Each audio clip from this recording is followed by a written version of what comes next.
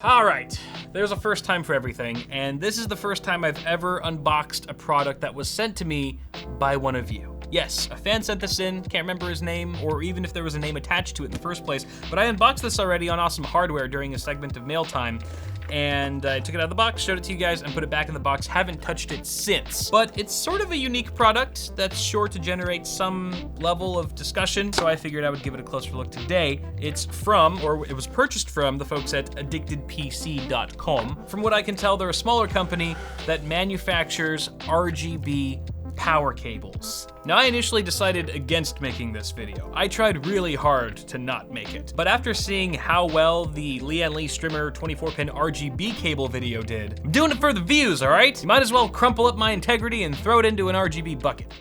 The PC37X gaming headset from Mastrop and Sennheiser brings you into the game with an open-back design featuring angled drivers for pinpoint locational accuracy. Be heard clearly through the fold-down noise-canceling mic and enjoy the long-lasting comfort of large plush velvet ear pads. Now available in an all-matte black finish, so the headset looks as good as it sounds. For more info, click the link in the description and catch the drop before it's gone.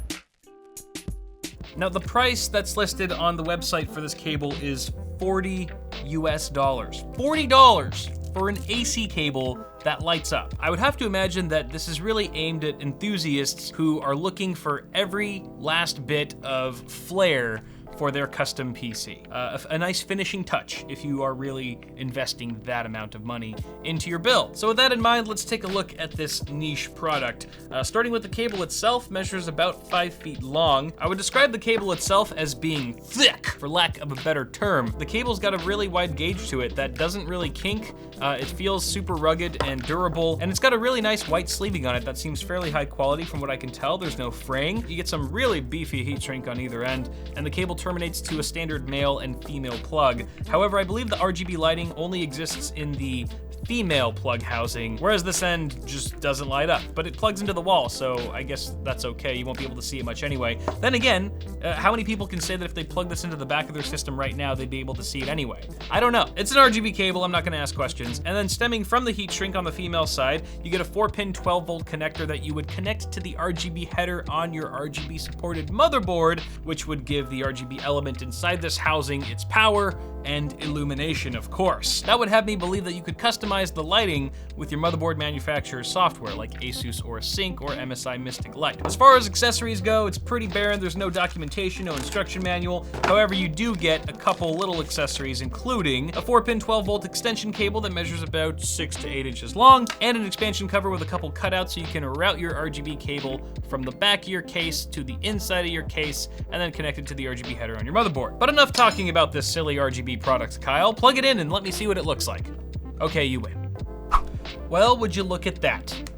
Completely lit. The LEDs are actually pretty bright. Even in a well-lit room, they're very easy to see. Right now, it's just kind of going through a color cycle between 7 or 8 different colors, or 16.8 million, I guess, if you want to be markety. But it looks really nice. It looks really nice. I don't know if it looks $40 nice. You guys let me know what you think of that. I'd say the only eyesore is our 4-pin 12-volt cable that just kind of seems to be hanging out here by the plug.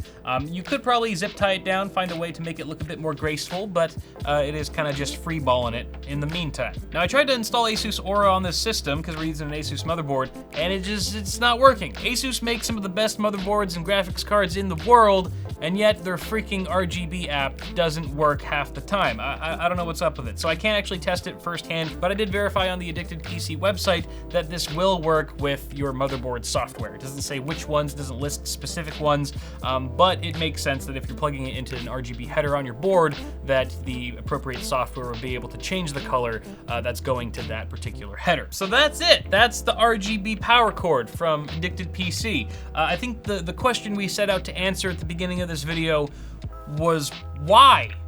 And the only answer I can really come up with is why not? So if you guys have any better answers than that, go ahead and leave them in the comments. I'd love to hear all about it. But until next time, thank you so much for watching this video. Toss a like on it if you enjoyed it. Sorry, this was an RGB cable video, guys. I'm still pretty jet lagged, as I mentioned. But more content on the way, so get subscribed to the channel so you don't miss any of that. You can also check me out on FLOATPLANE if you want to catch all my videos a week early without ads for $3 a month. I'll put a link for that in the video description. Until next time, guys, thank you for watching. Have yourselves a good one, and I'll see y'all in the next video.